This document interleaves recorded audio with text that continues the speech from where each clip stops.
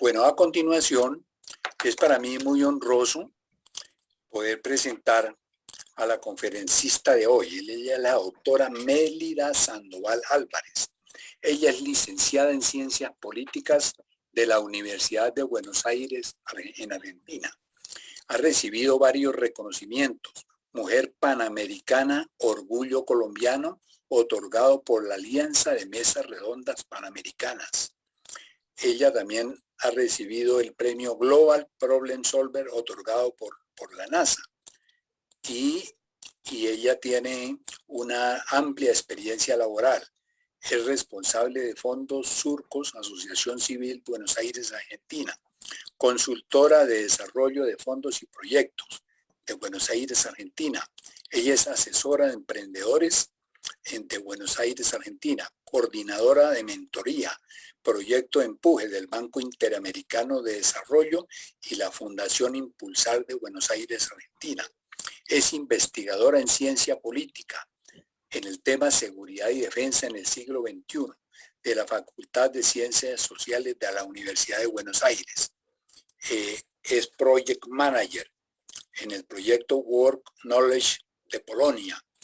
Entre sus conferencias están la esclavitud del hambre, la destrucción de la violencia, la utopía femenina, la seguridad y la defensa como problemas públicos en el pensamiento estratégico autónomo. La paz no es ausencia del conflicto. Bienvenida, doctora Mélida Sandoval. Muchas gracias. Nos honra con su presencia y le doy el micrófono para que continúe con su magnífica conferencia, que desde ya la felicito y le deseo el mejor de los éxitos. Bienvenida. Muchas gracias, coronel Augusto Bahamón. Permítame, por favor, saludar primero a la audiencia, agradecer la presencia de todas las personas que decidieron asistir hoy a cuestionar esta importante temática, agradecer y felicitar la gestión de la Sociedad Geográfica de Colombia por permitir que el conocimiento llegue a todos los rincones de nuestra nación y, lo más importante, colocar sobre la agenda pública y global las grandes cuestiones que afronta nuestra patria en el siglo reciente. Vamos a comenzar la conferencia.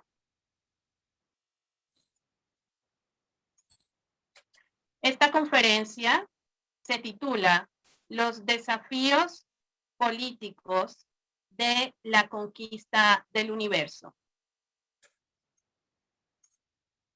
Se han silenciado los micrófonos y las cámaras para facilitar una mejor conexión. Bienvenidos.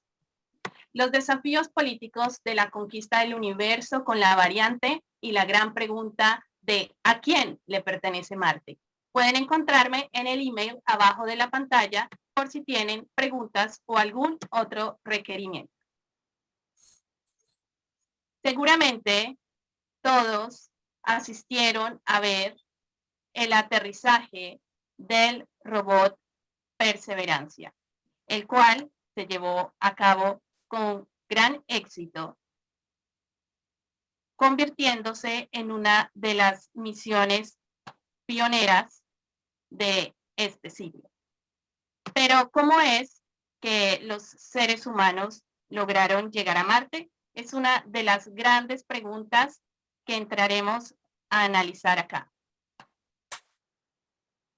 Seguramente todos asistimos a ese grandioso evento cuando a través de la Unión Soviética se lanzó con éxito el Sputnik, el primer satélite que orbitó la Tierra en 1957 y que además inspira el nombre de la vacuna actual, el Sputnik contra el coronavirus. Después observamos cómo el gigante Yuri Gagarin, este gran cosmonauta, se convertía en el primer ser humano en salir de la Tierra y poder ver el espacio ultraterrestre.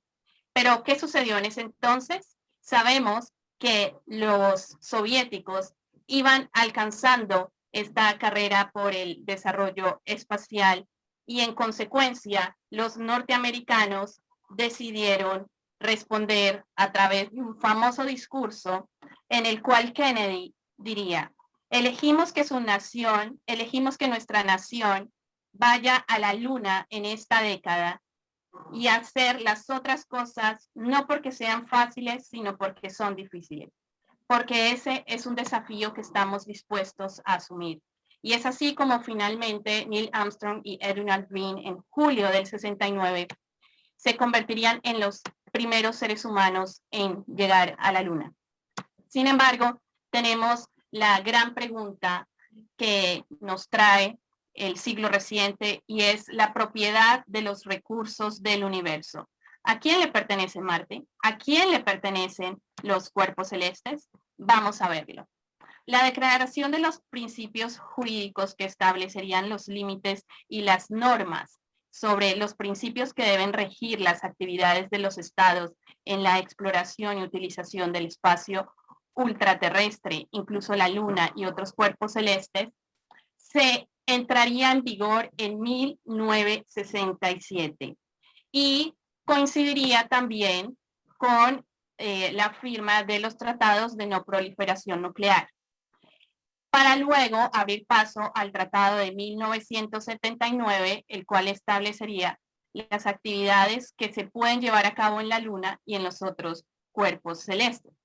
Lo más importante que se puede sintetizar de estos tratados es que establecen que ni la superficie de la Luna, ni ninguna de sus partes, podrán ser propiedad de ningún estado u organización, sea privada o no privada. Pero esto es realmente así en nuestro siglo. En el año 2020 presenciamos el primer vuelo de una compañía privada con astronautas a la Estación Espacial Internacional. Lo llevó a cabo la compañía SpaceX. Y con esto observábamos una nueva era que marcaría la intervención de las empresas privadas en la conquista del universo. Hay muchas empresas que en la actualidad desarrollan ejercicios para ampliar su cobertura de servicios en esta materia. Tenemos, por ejemplo, Blue Origin, Virgin Galactic y iSpace. iSpace, por ejemplo, es una empresa japonesa que está enfocada en los recursos de la Luna. También sabemos que Virgin Galactic está muy interesado en el área turístico del espacio, esa posibilidad de que las personas puedan viajar y comprar un boleto para observar el espacio ultraterrestre. Y también tenemos Blue Origin, que está más interesado en los recursos como son los minerales que están en los cuerpos celestes. Los cuerpos celestes son los planetas. Llama la atención, sin embargo, que empresas como iSpace, que es japonesa, tenga su domicilio y residencia legal en Luxemburgo. ¿Por qué razón? Dado que Luxemburgo decidió crear la Ley sobre Exploración y Utilización de los Recursos del Espacio en 2017. Según lo expresó el Gran Ducado, ellos consideran que existe un gran vacío legal en los tratados internacionales, dado que principalmente no se prohíbe la apropiación de los recursos del espacio. Sí, por ejemplo, el posible reclamo de soberanía sobre un cuerpo celeste, pero esto no significa que los recursos que se encuentren en este cuerpo celeste no puedan ser explorados, comprados o vendidos.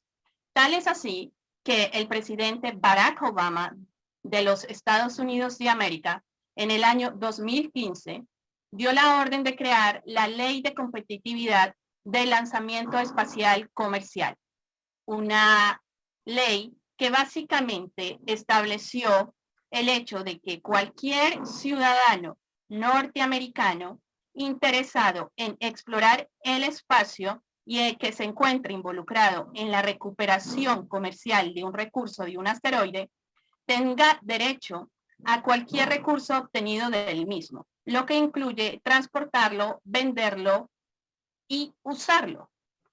Si lo analizamos desde el punto de vista de los tratados internacionales, especialmente el que entró en vigor desde el año 1967, podemos darnos cuenta que existen, digámoslo así, sí, desde el marco del derecho internacional, algunas normas a los que algunos países suscriben, pero también podemos ver claramente cómo en la práctica de este juego geopolítico esto no funciona de esta forma, ya que podemos ver cómo los estados a través de su legislación doméstica ejercen esta estrategia de usar este vacío legal para promulgar sus propias leyes. En el caso de Japón, hay una variante, dado que Japón crea esta ley sobre actividades espaciales en el año 2016, pero se asegura de poder permitir a las empresas privadas tener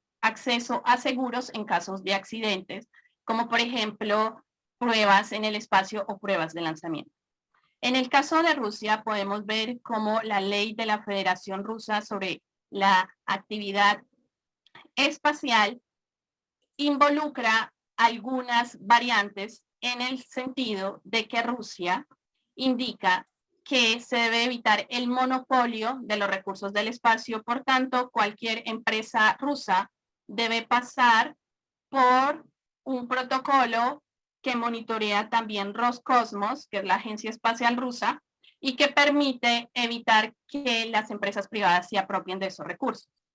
La orden ejecutiva de abril del 2020 llama mucho la atención porque en esa orden ejecutiva el presidente de ese entonces de los Estados Unidos de América, Donald Trump, elige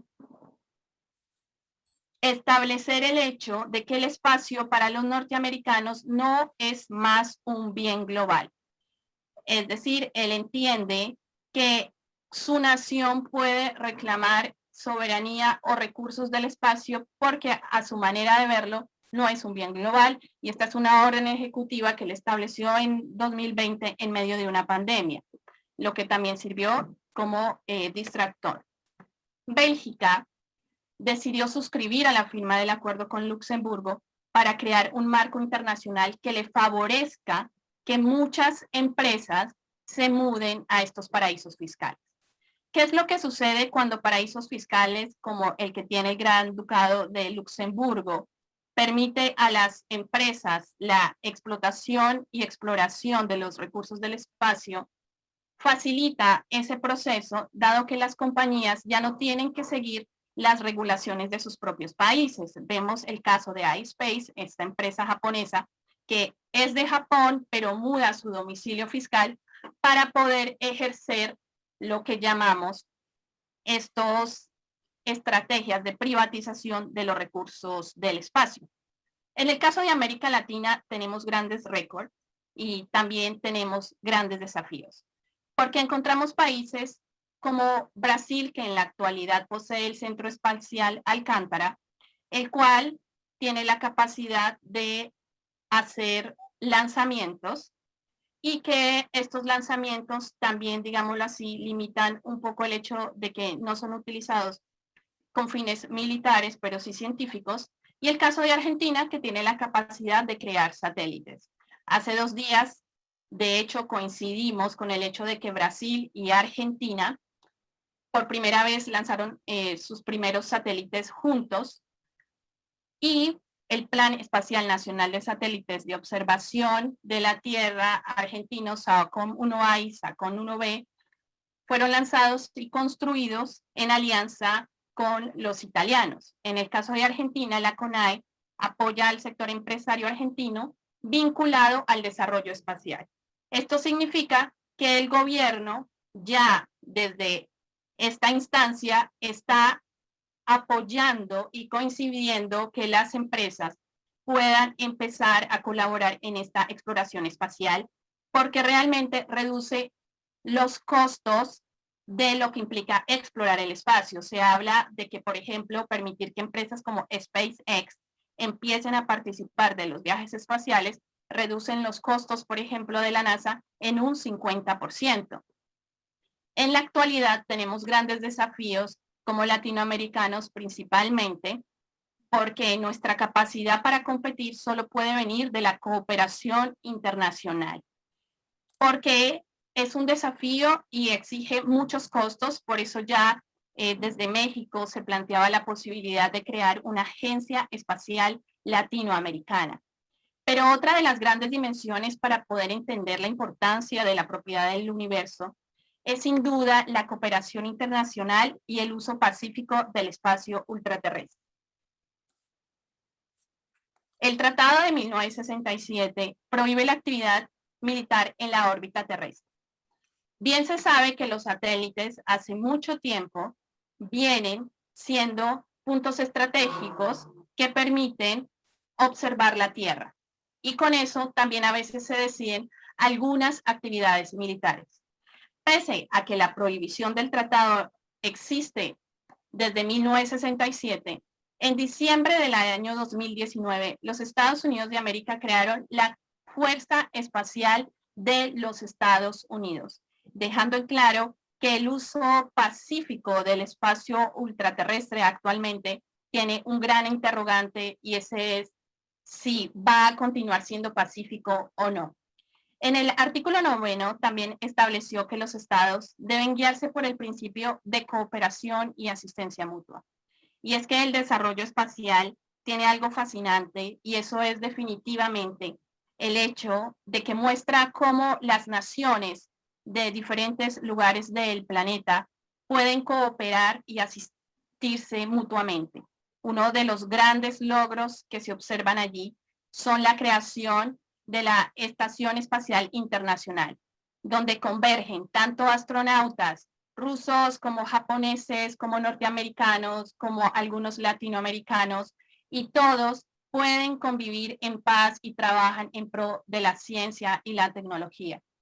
Sin embargo, en el año 2020, los británicos y también las fuerzas espaciales de los Estados Unidos alertaron sobre un ejercicio que Rusia estaba realizando con una prueba de un arma antisatélite espacial. Los rusos, por supuesto, negaron su participación en este ejercicio.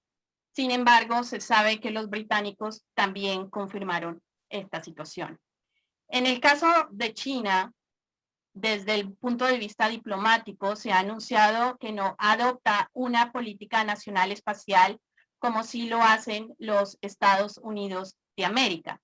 Sin embargo, sabemos que del Tratado de 1979, el Acuerdo de la Luna y otros cuerpos celestes, el cual establece que no pueden pertenecer ni ejercer soberanía ni por personas particulares, ni por estados, ni por empresas, solo ha sido ratificado por 18 países. El hecho de que sea ratificado solo por 18 países nos muestra una situación bastante interesante sobre cuáles son los intereses de las potencias actualmente, especialmente en el marco de este desarrollo espacial. Parece que alguien tiene abierto el micrófono. Ahora estamos observando el mapa del universo. Este mapa muestra la luz más antigua de nuestro universo.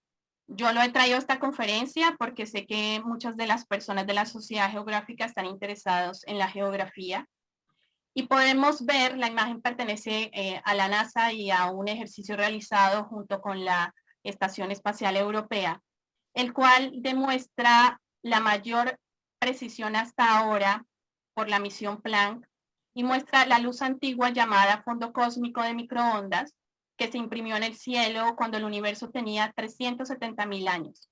Muestra pequeñas fluctuaciones de temperatura que corresponden a regiones de densidades ligeramente diferentes, que representan las semillas de toda estructura futura, las estrellas y galaxias de hoy.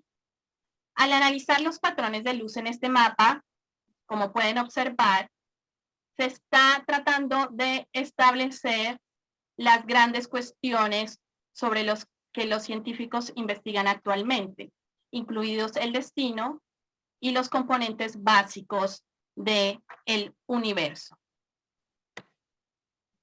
Las grandes conclusiones y los grandes desafíos políticos de la conquista del universo definitivamente provienen de garantizar el acceso de las naciones más pobres a estos recursos. Ya las naciones en vía de desarrollo tienen grandes desafíos en materia de ciencia y tecnología ante la dificultad para desarrollar, por ejemplo, vacunas o asistencia científica. ¿Qué sucederá cuando los recursos de los asteroides o de los cuerpos celestes que poseen desde agua hasta minerales empiecen a ser extraídos por las grandes potencias y por las empresas privadas? ¿Creará esto un gran desafío porque permitirá que la desigualdad sea aún más creciente? Sabemos que los primeros en explorar un asteroide fueron los japoneses y en traer muestras a la Tierra en el año 2010. Y vemos cada vez más interés en empezar a explotar esos recursos. Sin embargo, nos encontramos frente a un cambio climático que es cada vez más creciente y creo que todos deben hacerse la pregunta de si haremos al universo lo mismo que hemos hecho al planeta Tierra. ¿Cuáles serán las consecuencias de que esos recursos del universo empiecen a ser explotados de manera desmedida y descontrolada? Es necesaria una revisión del derecho internacional que permita que existan más regulaciones. Sin embargo, se requiere que no vaya a suceder lo que sucedió con el pacto nuclear, que permite a 5 naciones desarrollar armas nucleares y a las demás no, y esto los pone definitivamente en desventaja. Son tantas las preguntas y los retos como el hecho de que es necesario regular la actividad comercial, no solo turística, sino de qué forma se hará la extracción de estos recursos. Mantener el uso pacífico del espacio es fundamental, porque cuando las potencias empiecen a tener cada vez más acceso, quizás a la posibilidad de que empiecen a orbitar armas nucleares o que se requiera de que se cree un ejército como el actual de los cascos azules de las Naciones Unidas para monitorear las actividades que se hacen en el espacio. Incentivar la cooperación internacional es fundamental porque no se puede construir un desarrollo espacial común sin que haya confianza. Y estos movimientos que han venido realizándose por parte de las grandes potencias, privatizando la explotación de los recursos, autorizando su comercialización, el hecho de que ya existan estos grandes ducados, paraísos fiscales que permiten que las empresas exploten estos recursos. Y es muy importante crear parámetros para la explotación de los recursos del espacio, porque de no ser así, nos enfrentamos a uno de los grandes desafíos de la historia y es la posibilidad de que esto cree no solo mayores catástrofes, sino también mayores problemas. Ahora vamos a ver si es posible observar un poco de la misión Perseverancia y del aterrizaje del robot en Marte.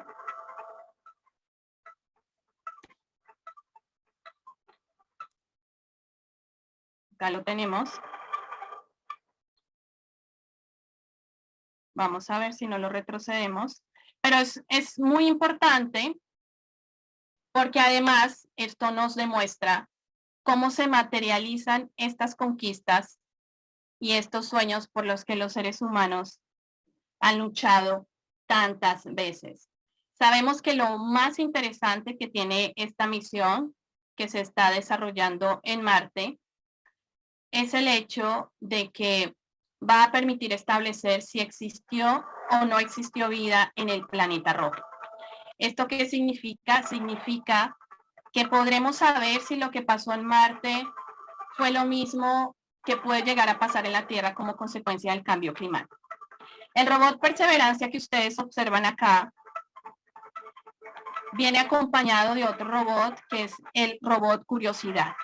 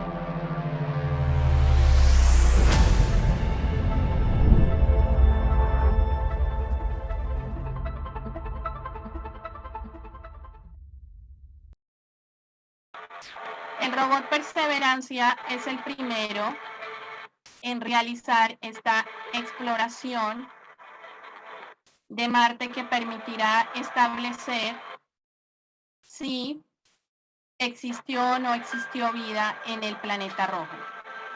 Y lo más interesante es que también permitirá establecer si lo que sucedió en Marte es posible que le suceda también a la Tierra. Creo que este es uno de los grandes desafíos y es muy interesante que esté acompañado del helicóptero Curiosidad, porque es la primera vez que algo vuela en Marte.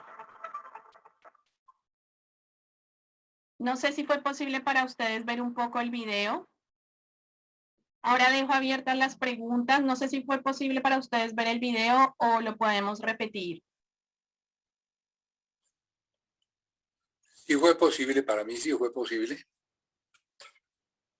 Muy bien. Y que bueno, aunque fue en visión miniatura para evitar, no se pudo ampliar porque es bastante pesado, pero no hay problema, después lo podemos enviar si algunas personas tuvieron dificultades para verlo, porque encuentro que es muy interesante.